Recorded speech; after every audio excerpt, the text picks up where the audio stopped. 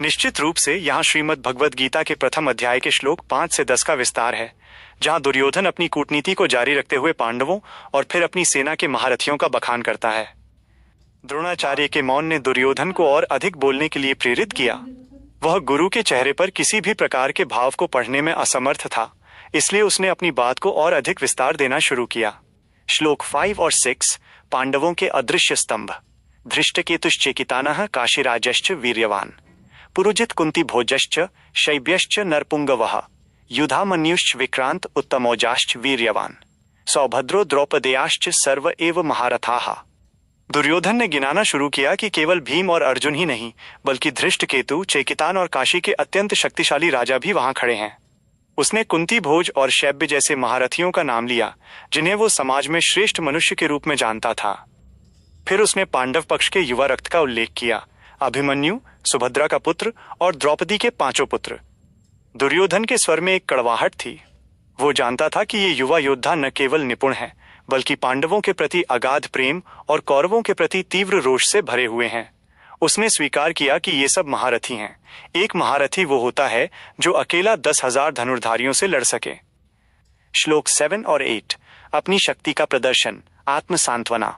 अस्माकं तु विशिष्टा ये तान्निबोध द्विजोत्तम नायका मम सैन्यस्य संज्ञार्थम तान्ब्रवीमीते भवान भीष्मश्च कर्णश्च कृपश्च समितिञ्जयः अश्वत्थामा विकर्णश्च सौमदत्तिस्तथैव च।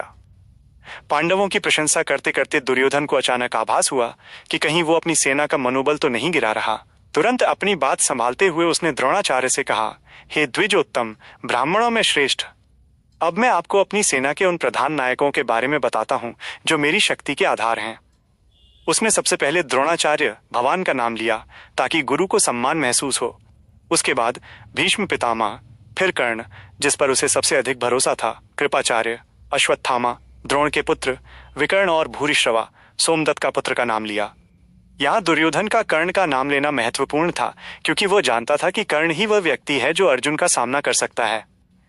श्लोक 9 बलिदान की आशंका। अन्ये च बहवः शूरा मदर्थे त्यक्त जीविताः नाना शस्त्र प्रहरणाः सर्वे युद्ध विशारदाः। यहाँ दुर्योधन के मुख से अनजाने में एक कड़वा सच निकल गया। उसने कहा, मेरी सेना में ऐसे अनेक शूरवीर हैं जो मेरे लिए अपना जीवन त्यागने को तैयार हैं। आध्यात्मिक रूप से देखें तो ये एक भविष्यवाणी थी। दुर्योधन के मदर्थे त्यक्त जीविताः, मेरे लिए प्राण त्यागने वाले शब्द ये संकेत दे रहे थे कि अधर्म के पक्ष में खड़े ये सभी योद्धा अंततः मृत्यु को प्राप्त होंगे। ये सभी नाना प्रकार के शस्त्रों के संचालन में निपुण और युद्ध कला के विशेषज्ञ विशारद थे। श्लोक 10 शक्ति का भ्रम और सत्य। अपर्याप्तम तदस्माकं बलम भीष्माभिरक्षितम पर्याप्तम त्विद्मेतेषां बलम भीमाभिरक्षितम। यह श्लोक दुर्योधन के भीतर के भारी द्वंद्व को दर्शाता है। वह कहता है, भीष्म पितामह द्वारा रक्षित हमारी शक्ति अपर्याप्त असीमित है, जबकि भीम द्वारा रक्षित इन पांडवों की शक्ति पर्याप्त सीमित है। कुछ विद्वान यहाँ अपर्याप्त का अर्थ अथाह या असीमित लेते हैं, लेकिन दुर्योधन की मानसिक स्थिति को देखते हुए इसका एक गहरा अर्थ ये भी निकलता है कि वो अपनी विशाल सेना के बावजूद खुद को असुरक्षित महसूस कर रहा था। उसे डर था कि भीष्म पितामह पांडवों के प्रति नरम रुख अपना सकते हैं, जबकि भीम अपनी प्रतिज्ञा के प्रति अटल और अत्यंत आक्रामक था। निष्कर्ष और सीख। दुर्योधन की ये लंबी बातचीत उसकी मानसिक असुरक्षा का प्रमाण है। वह सेनापति भीष्म के पास न जाकर गुरु द्रोण के पास गया, क्योंकि वो राजनीति करना चाहता था। वह शत्रुओं की ताकत को बढ़ा चढ़ाकर देख रहा था।